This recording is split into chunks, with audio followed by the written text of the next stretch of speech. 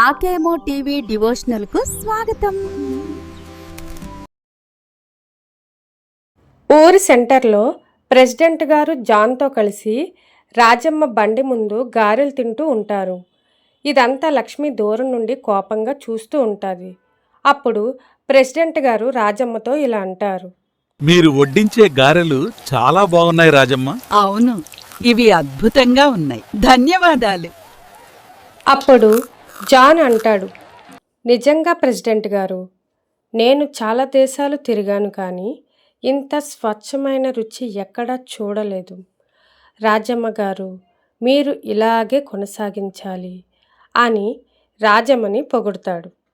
ఇదంతా చూసి లక్ష్మి తనలో తాను ఇలా అనుకుంటుంది, ఆ పొగరుబోతు రాజమ్మ వల్లే అంతా. నా వ్యాపారం సాగడం లేదు, దీన్ని నేను శాశ్వతంగా ముగించాలి.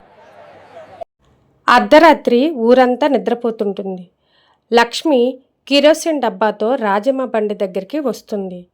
అప్పుడు లక్ష్మి అగ్గిపెట్టి తీస్తూ ఇలా అంటుంది, ఇక ఈ ఊరికి ఇడ్లీ లక్ష్మియే మహారాణి అంటూ క్రూరంగా నవ్వుతూ ఇలా అంటాది, రాజమ్మ, ఈ రోజు నీ అదృష్టం బూడిదవుతుంది. రేపు ఉదయం అప్పాలు చేయడానికి నీకు బండి ఉండదు, ఆ బిలియనీర్ మెచ్చుకోవడానికి ఆ రుచి ఉండదు. ఈ మంటల్లో నేను నీ నిజాయితీని కాల్చేస్తాను అని అంటూ, అయ్యో రండి, రాజమ్మ బండి కాలిపోతుంది అని జనాలందరినీ పిలుస్తుంది. జనాలందరూ ఆపడానికి ప్రయత్నిస్తారు. విషయం తెలుసుకున్న రాజమ్మ పరుగున వచ్చి తన బండిని చూసి అక్కడే కుప్పకూలిపోతుంది. అప్పుడు రాజమ్మ ఇలా అంటుంది, అయ్యో, నా బ్రతుకు భస్మమైపోయింది. నాపై ఇంత ద్వేషం ఎవరికి? ఈ బండి నా కొడుకును పోషించిన దేవుడు అని రాజమ్మ బాధపడుతుంటే లక్ష్మి వచ్చి, అయ్యో రాజమ్మక్క, ఏంటిది, నీ బండి ఇలా అయిపోయిందేంటి? ఎవరో కావాలని చేసినట్టున్నారు. పాపం, ఇక నువ్వు గారెలు ఎలా అమ్ముతావు? నీ పని అయిపోయినట్టే కదా అని లక్ష్మి అంటుంది. అప్పుడు రాజమ్మ అంటాది, నా పని అయిపోయిందని సంబరపడకండి, బండి కాలింది కానీ నా చేతి రుచి చావలేదు. ఏ దేవుడు చూస్తున్నాడో లేదో కానీ నా నిజాయితీ నన్ను కాపాడుతుంది అని బాధగా రాజమ్మ అంటుంది. ఇదంతా చూస్తున్న ఒక అతను ప్రెసిడెంట్తో ఇలా అంటాడు, ప్రెసిడెంట్ గారు, ఎంత అన్యాయం! రాజమ్మక్క ఎవరికీ హాని చేయదు, ఆమె వంటతో మా కడుపు నింపుతుంది. ఇలాంటి పని చేసిన వాడికి శిక్ష పడాలి అని అంటాడు. అప్పుడు ప్రెసిడెంటు ఇలా అంటాడు, అవును, ఇది రాజమ్మ ఒక్కరి నష్టం కాదు, మన ఊరి నష్టం. రాజమ్మ, నువ్వు భయపడకు, మేమంతా నీకు అండగా ఉన్నాం. నీకు మళ్ళీ కొత్త బండి వచ్చే వరకు మేము నిద్రపోం అని అంటాడు. ఇదంతా జాను కారులో వచ్చి పరిస్థితినంతా గమనిస్తాడు.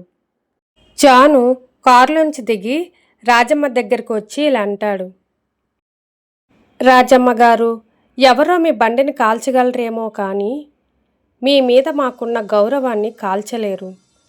ఇదిగోండి, ఇది నా తరపున చిన్న కానుక అని చెప్పి చూపిస్తాడు. అది మొబైల్ క్యాంటీన్ వ్యాను. అప్పుడు రాజమ్మ అంటుంది, బాబు జాను, నీకు నా మీద ఉన్న అభిమానానికి చాలా ధన్యవాదాలు, కానీ నేను ఇది తీసుకోలేను అని అంటాది. అప్పుడు జాను అంటాడు, ఇది నేను కొడుకుగా మీకు ఇచ్చే కానుక, తప్పకుండా తీసుకోండి. ఇక నుంచి మీరు మా క్యాంటీన్ బాధ్యత కూడా మీదే. ఇక నుండి మీకు అన్ని సౌకర్యాలు అందుతాయి అని అంటాడు. ఇదంతా చూసి ఊరి జనం అంతా చప్పట్లు కొడతారు. కానీ లక్ష్మి మాత్రం, ఏంటి, బండి కాలిపోతే పెద్ద వ్యాన్ వచ్చిందా? ఈ అమెరికా వాడు ఇంత సాయం చేస్తాడని అనుకోలేదే. నా ప్లాన్ నాకే ఎదురు తగిలింది. ఇప్పుడు ఈమెని ఎవ్వరూ ఆపలేరు అని నోరెల్లబెట్టి వెళ్ళిపోతుంది. రాజమ్మ జాన్ చేయి పట్టుకొని, నిజాయితీకి ఎప్పుడు ఓటమి ఉండదని ఈరోజు నిరూపించావు బాబు, ధన్యవాదాలు జాన్ గారు అని అంటాది. ఇతరుల కడుపు కొట్టి మనం సుఖపడాలనుకోవడం పెద్ద మూర్ఖత్వం. లక్ష్మి అసూయతో రాజమ్మని నాశనం చేయాలనుకుంది. కానీ భగవంతుడు రాజమ్మకి మరింత పెద్ద గౌరవాన్ని ఇచ్చాడు. ఎప్పుడు మంచిని కోరుకుందాం, మంచే జరుగుతుంది. ఈరోజు కథ మీకు నచ్చిందా? నచ్చితే లైక్ చేసి కామెంట్ చేయండి. రేపు మరొక వీడియోలో మళ్ళీ కలుద్దాం.